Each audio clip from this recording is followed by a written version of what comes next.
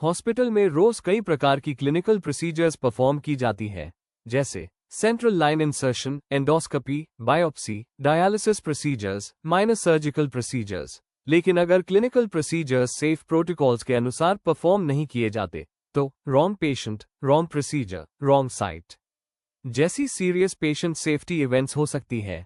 इसीलिए एनएबीएच ने COP7 standard बनाया है, जो एंश्योर करता है कि हॉस्पिटल में सभी क्लिनिकल प्रोसीजर्स सेफ और स्टैंडर्डाइज्ड तरीके से परफॉर्म हो।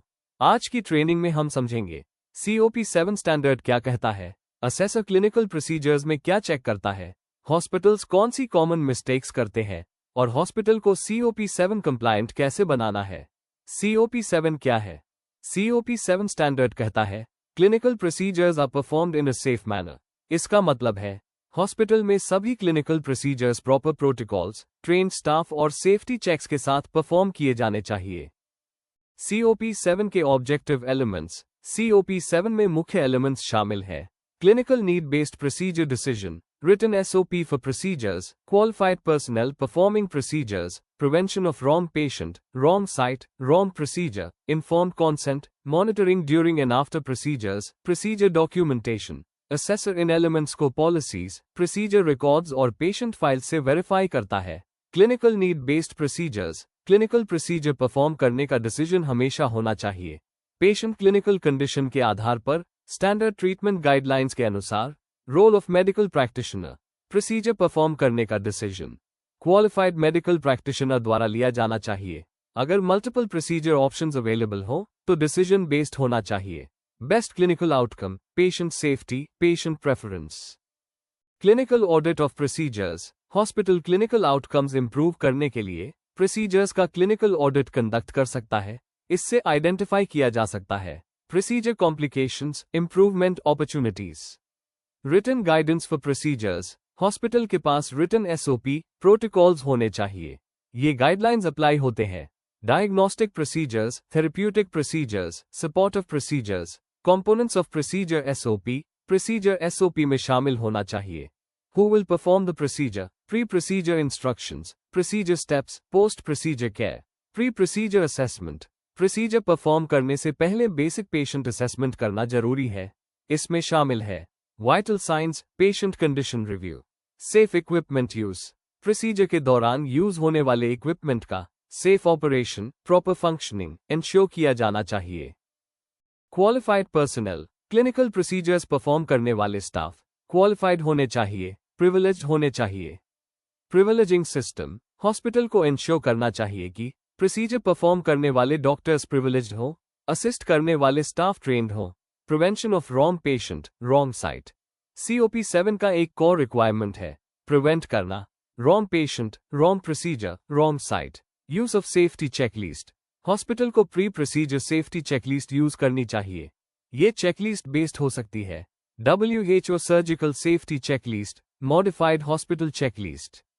Patient identification. प्रोसीजर परफॉर्म करने से पहले कम से कम 2 पेशेंट आइडेंटिफायर्स यूज करने चाहिए। Examples, patient name, unique identification number, UHID, site marking। जहां applicable हो, हॉस्पिटल को procedure site marking system implement करना चाहिए। Team responsibility, correct patient, procedure, site verification की responsibility पूरी procedure टीम की होती है, लेकिन ultimate responsibility होती है procedure performing डॉक्टर की। Training situation। अगर procedure training डॉक्टर द्वारा परफॉर्म किया जा रहा है तो सुपरवाइजिंग क्लिनिशियन रिस्पॉन्सिबल होता है। Emergency procedures. इमरजेंसी सिचुएशंस में सभी चेक्स करना संभव नहीं होता, लेकिन हॉस्पिटल को maximum possible safety checks perform करने चाहिए। एक्सेप्शंस मेडिकल रिकॉर्ड में डॉक्यूमेंट होने चाहिए। Patient participation. Site marking process में पेशेंट, फैमिली मेंबर्स को इन्वॉल्व करना गुड प्रैक्टिस माना जाता है। Informed consent. प्रोसीजर परफॉर्म करने से पहले इन्फॉर्म्ड कॉन्सेंट लेना मैंडेटरी है। Who takes consent? कॉन्सेंट लेना चाहिए procedure performing doctor, treating team doctor. अगर प्रोसीजर ट्रेनी कर रहा है तो कॉन्सेंट फॉर्म में ट्रेनिंग इन्वॉल्वमेंट मेंशन होना चाहिए। Monitoring during procedure. प्रोसीजर के दौरान पेशेंट मॉनिटरिंग होना चाहिए। Minimum parameters, pulse, blood pressure, respiratory rate, post procedure monitoring. Procedure के बाद मॉनिटरिंग ड्यूरेशन डिपेंड करता है procedure complexity, patient comorbidities, procedure documentation. हर क्लिनिकल प्रोसीजर का प्रॉपर डॉक्यूमेंटेशन होना चाहिए। प्रोसीजर डॉक्यूमेंटेशन कंटेंट डॉक्यूमेंटेशन में इंक्लूड होना चाहिए procedure name, performing doctor, key steps, findings, post procedure instructions. Documentation requirements documentation में होना चाहिए doctor name, date, time, signature. Common NC in COP7। COP7 में अक्सर ये नॉन कन्फॉर्मिटीज देखी जाती है। प्रोसीजर SOP डॉक्यूमेंटेड नहीं है, प्री प्रोसीजर चेकलिस्ट यूज नहीं किया जाता, कॉन्सेंट डॉक्यूमेंटेशन इनकम्प्लीट है, प्रोसीजर डॉक्यूमेंटेशन इनकम्प्लीट है, पेशेंट आइडेंटिफिकेशन प्रोसेस वीक है। COP7 कंप्लायंट कैसे बने? हॉस्पिटल को COP7 कंप्लायंट बनाने के लिए प्रोसीजर SOP डेवलप करें, सेफ्टी चेकलिस्ट इंप्लीमेंट करें, कॉन्सेंट प्रोसेस स्ट्रेंथन करें, प्रोसीजर डॉक्यूमेंटेशन इंप्रूव करें, स्टाफ ट्रेनिंग कॉन्डक्ट करें। इन स्टेप्स से हॉस्पिटल COP7 स्टैंडर्ड को इफेक्टिवली कंप्लाई कर सकता है। इस NABH ट्रेनिंग सीरीज की अगली वीडियो में हम डिस्कस करेंगे COP8 transfusion services are provided safely as per the scope of services of the organisation. अगर आप NABH standard step by step सीखना चाहते हैं तो वीडियो को लाइक करें, चैनल को सब्सक्राइब करें, नोटिफिकेशन बेल ऑन करें ताकि आप आने वाली ट्रेनिंग वीडियोस को मिस न करें।